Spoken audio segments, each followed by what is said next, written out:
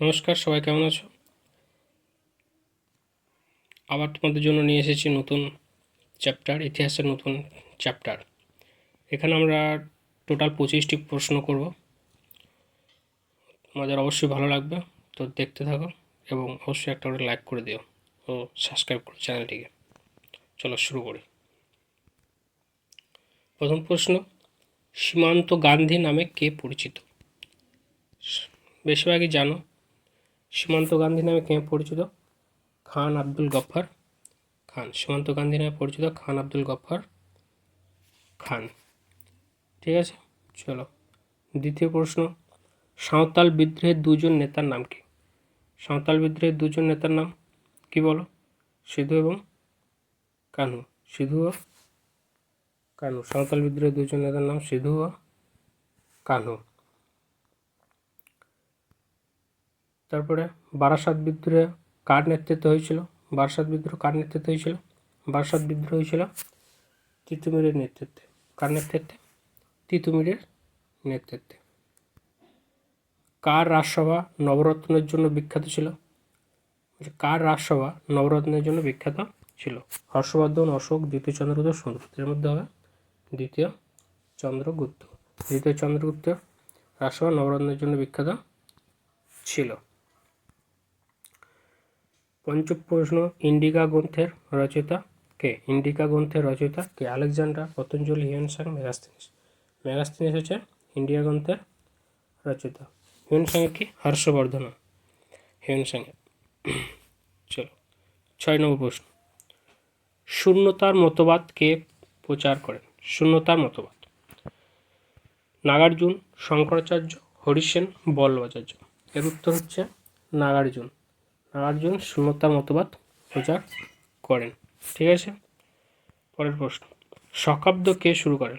আমরা জানি শকাব্দ কখন প্রচলন হয়? কনিষ্কের সময় থেকে শকাব্দের শুরু হয়।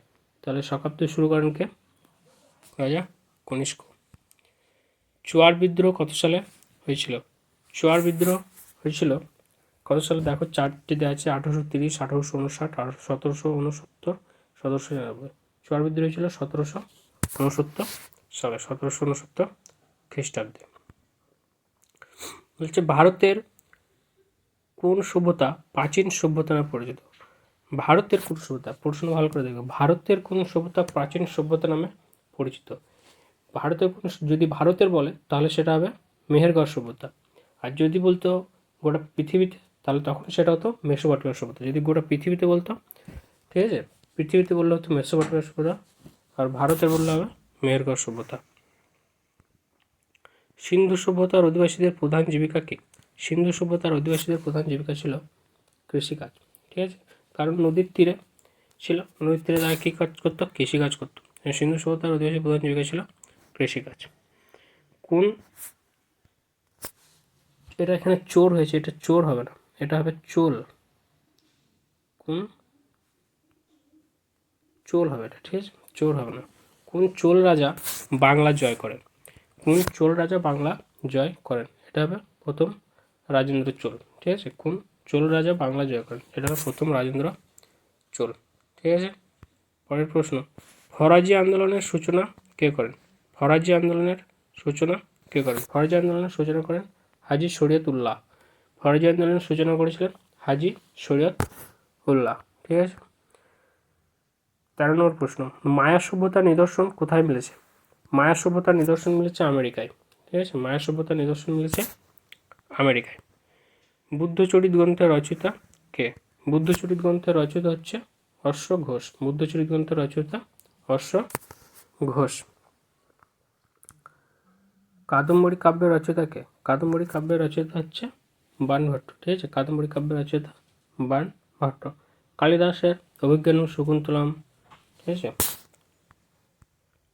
প্রথম জৈন তীর্থঙ্করের নাম কি ছিল? প্রথম জৈন তীর্থঙ্করের নাম হচ্ছে ঋষভ। প্রথম জৈন তীর্থঙ্করের নাম হচ্ছে ঋষভ। কনিষ্কের রাজধানী কোথায় ছিল? কনিষ্কের রাজধানী ছিল পেশোয়ার। ঠিক আছে, প্রথম পুরুষপুর বা পেশোয়ার। যার পরে আরও একটা রাজধানী ছিল কনিষ্কের, সেটা হচ্ছে মথুরা।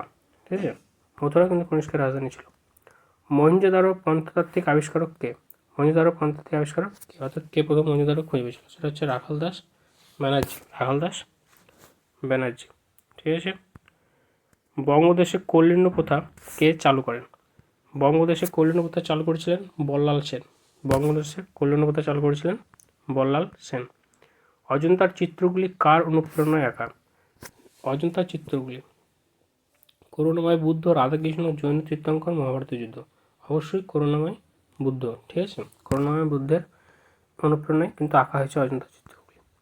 ভারতের ইতিহাসে কোন যুগকে স্বর্ণযুগ বলা হয়? এটা আমরা সবাই জানি, গুপ্ত যুগকে স্বর্ণযুগ বলা হয়।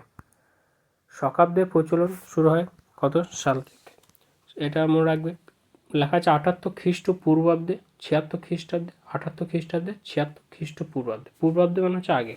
ঠিক আছে, এটা উত্তর হবে 78 খ্রিস্টাব্দে, তার পূর্বে নয় কিন্তু, পরে।